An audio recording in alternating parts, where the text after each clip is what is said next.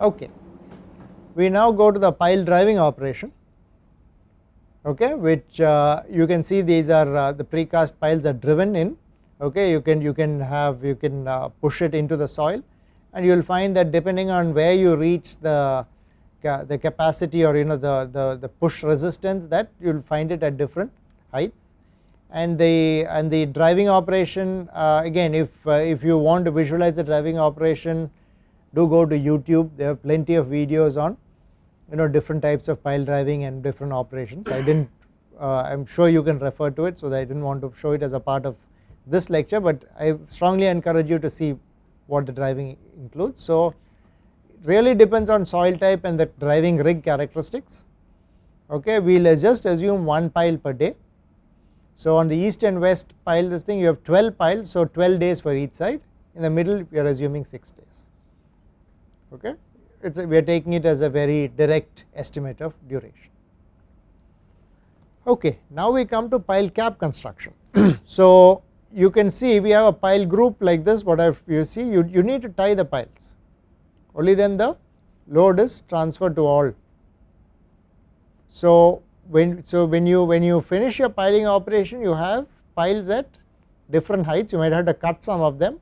You have something like this. You have to do you have to excavate. You have to provide a flat base like a PCC base here.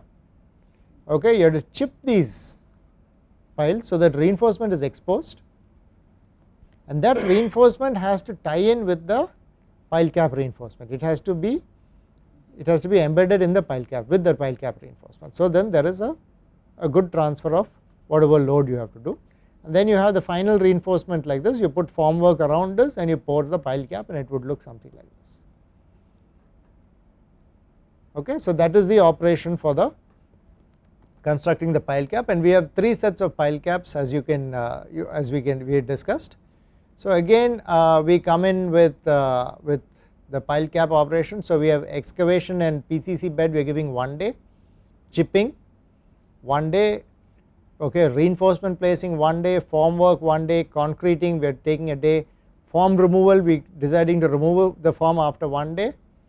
The time to remove the form, it probably could be done in less than 1 day, but I am giving 1 day time, and backfilling of 1 day, and we are saying that we need to cure it for 3 days before anything can be done over it, okay, before we consider it complete. So here we have east and west pile cap. We are saying it is 5 days before we can use it for anything else. Okay, now how do we get 5? 5 plus 3. Okay, so here you have 1, 2, 3, 4, 5. Concreting is done, and then whether this is done or not, the curing is taking place. Okay, and then you have the 1, 2, 3 is anyway happening. So we have 8 days, and a similar approach to this. Okay, so we are taking 8 days for the pile cap and 7 days for the center pile cap. Now we come to the abutment side. So here is kind of what an abutment looks like. So these are on the ends of the bridge. So you can see here is a picture of a finished abutment.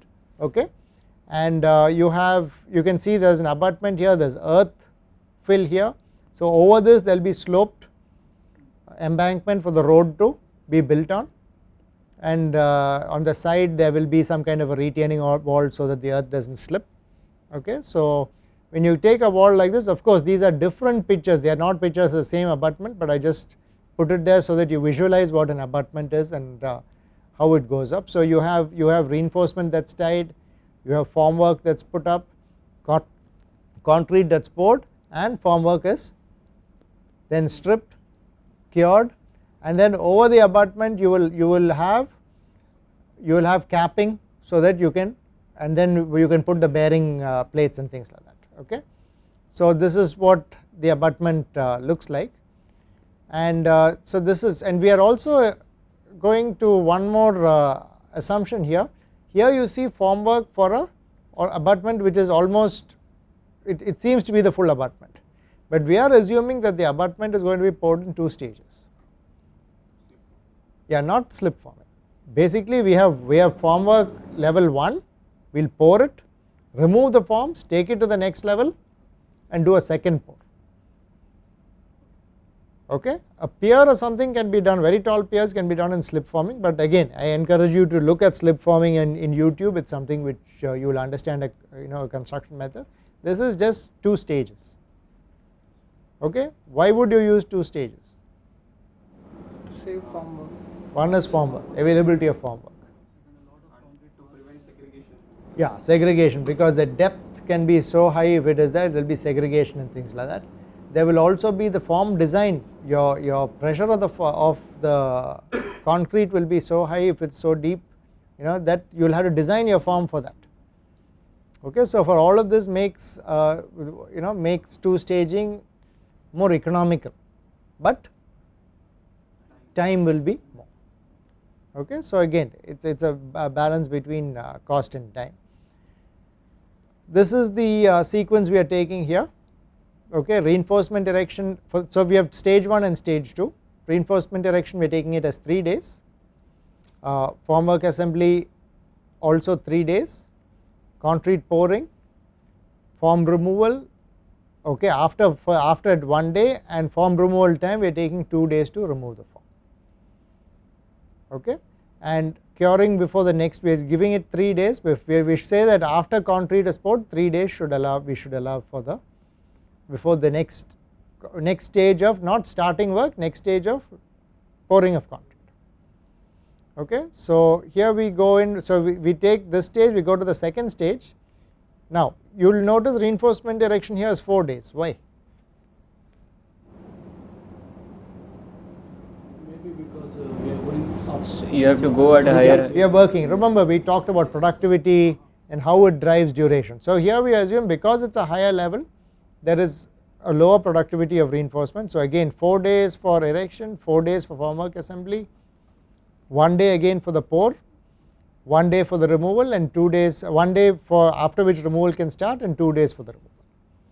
And here we are also making an assumption that the abutment cap plus the bearing pad will take 7 days after this, and there will be again a 3-day curing required before this is done.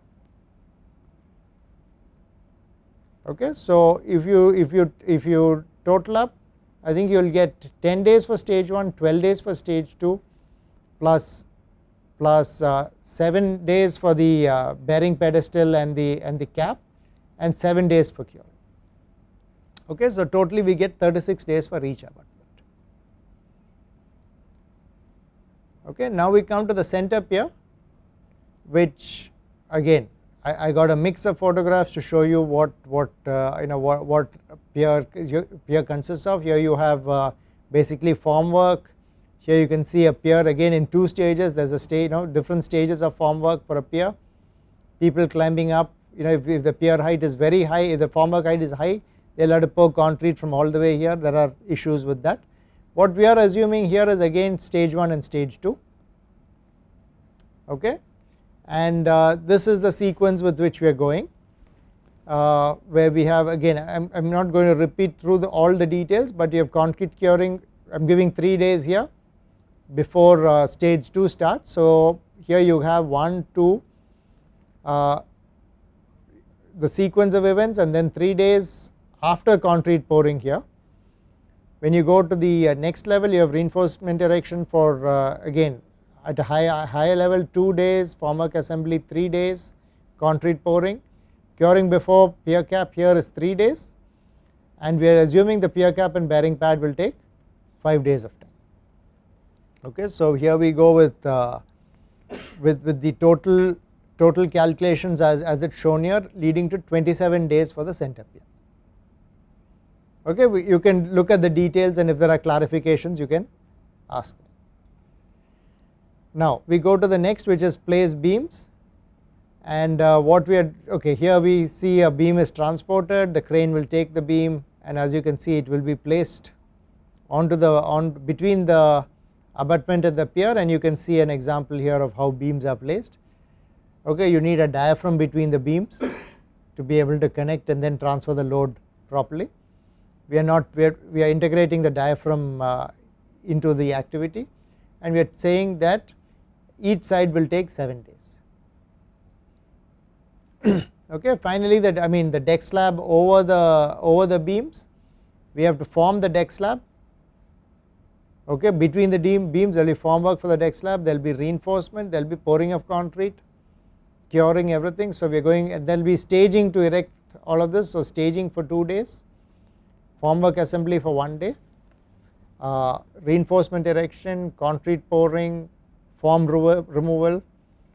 After 7 days we are saying we are going to allow it to be there for 7 days because it's not supported. Yeah, once you take it down, it's not a compression member with most of the others. Curing for 7 and total 15 days for each side. Okay. Finally, the laying of the road. We have earthwork. Okay, so here we have earthwork which gets done. We have rolling. Again we have earthwork, and then so this kind of rolling is for compaction. If it's not compacted properly, what happens? There will be settlement. Okay, so this is for compaction and settlement, and then you have the black topping, appropriate layering, and then the black topping done, and that is what we are going through, and we are assuming that the whole thing takes. Okay, so here let's get into detail here. So we are saying 10 days of earthwork, filling grading for each side, black topping total length for 5 days. Okay, so what I have done is I have taken 10 plus 10 plus 5. Is that okay, or is there a shorter way I can do it? First I'll do one length on one side, then I'll start black topping on one side. So right. So I could actually do 10. Then start the other one, wait for after 8 okay. days is over. Okay. So the option here is 10 plus 10, finish all the earthwork, then start the black topping, 25 days. The second option is do my first 10, start the black topping. Okay, when will black topping finish for that 10? Maybe 2.5 days. In 2.5 days I would finish black topping while the other road work is going, which means for the next, so how many days will my black topping equipment be idle?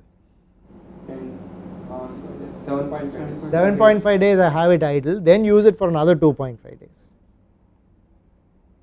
Okay, which do you think, what would be, so then I reduce the duration to? I bring it down to 22.5 days, which is preferable. So but black topping at 5 days because your equipment cost will be lesser in this case. Yeah, otherwise I've rented the equipment, I'm keeping it there, I've not really got any advantage other than just 2.5. Is it worth it for 2.5 days? So these are things which you have to balance out. Okay, so sequencing is extremely important, but sequencing has to make sense with respect to equipment being idle, expensive equipment being idle or not utilized, all of it. Or I can do first 10 days for one side, then start the second side. But after 7.5 days, I start the black topping on one side. Right. So again, it depends on the construction method. We are assuming that so we are assuming there's a linear progression to the road. Is that how it works? So in the method you are saying, you are assuming that I will finish the road section by section as I go, but it might not work that way.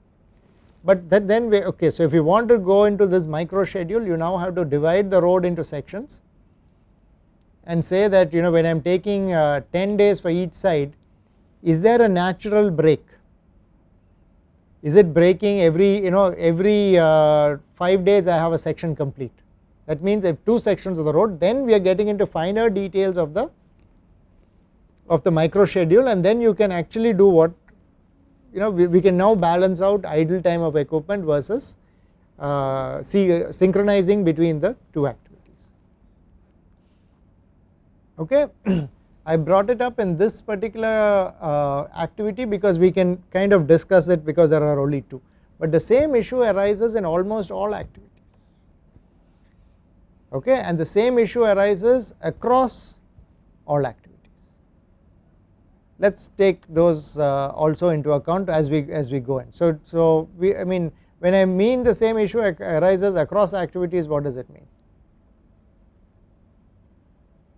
Whether you want to start a succeeding activity between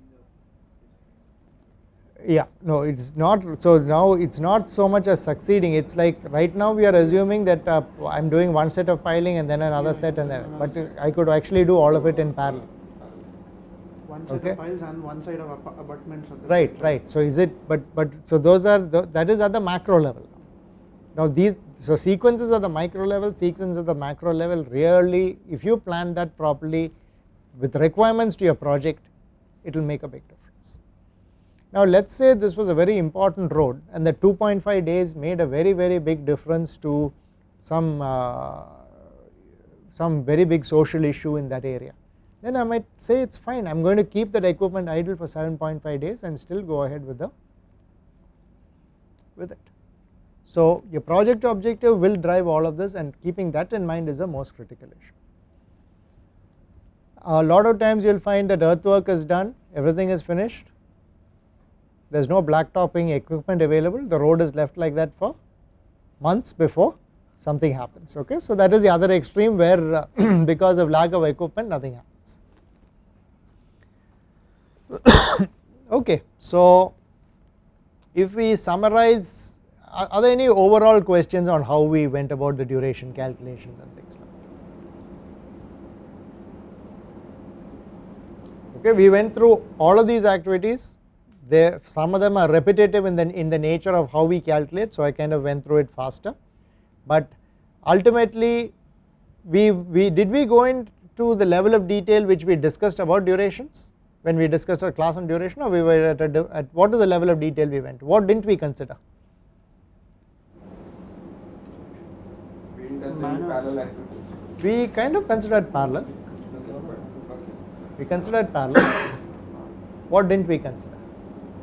If I go back to all of this, We idealized the construction, as in we didn't account for delays. we didn't account for delays, okay, but some of these, like for example, when I say concrete pouring for 1 day here, might be it'll only take half a day or a little more than that, but I'm giving it a buffer. That's good and it's bad. It's bad because I've not gone to the micro detail properly, but there I'm giving us some kind of a buffer. Do you remember? Just again, recall durations. What were the two types of way we went about duration calculation? Cost and Resource resource driven. Right. So here, what are we using? resource driven. This is resource driven, in the sense that we are saying this is what we have, so this is the duration. What level of detail did we go into resource? Have we gone into productivity levels at all here? No. We have not even talked about the resources required. We have not even gone into the level of productivity of the resources. We have just gone into a very broad level of sequence of operations. I have given you more of a heuristic estimate of duration at the sequence level, and we have just, we have taken that and gone ahead with it. Okay. The more detailed way of doing this would be to say, concrete pouring so many cubic meters, I have a mixer which has this capacity, it is so many meters from this site, it will take a person so much time to travel. Get into that level of detail. I will certainly there's a lot more calculation to do, and probably that if we have good values to support that would be the way to go with it. Why did you say it's resource driven? So how did you identify to be resource driven? Because here I have assumed that that all of this is based, I've made an assumption on that, yeah, that there is a certain amount of resource I have, and that's why it takes so many days.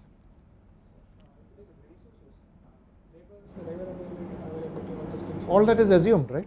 So that's what I'm saying. I made all of those assumptions and giving you a value. What is the alternative? What do we mean by activity driven? When I had to finish this. Right. I have not told you that, yeah, I have not even given you a project date. We will do that also. Right now we have only found activity, we have found kind of natural duration or default duration for activities based on some of the assumptions we made, and now you can do a network analysis and find the project duration. When you tell me the project duration, I might come back and tell you no, this is not what I want it in half the time. In which case you will have to come back, how would I change the time? Yeah, either by decreasing the duration or by more parallelism at the network level. Okay, not at the macro level. So these are the ways we will have to come about in terms of when we are going with a duration driven. So we will take a look at both, but again just to reiterate, in all of this we have taken a resource driven approach, but we have made a very broad level assumption that the resource available can do this in this much time. Okay, we should go to a more detailed productivity level of estimation if those values are available and if you have accurate information from your side.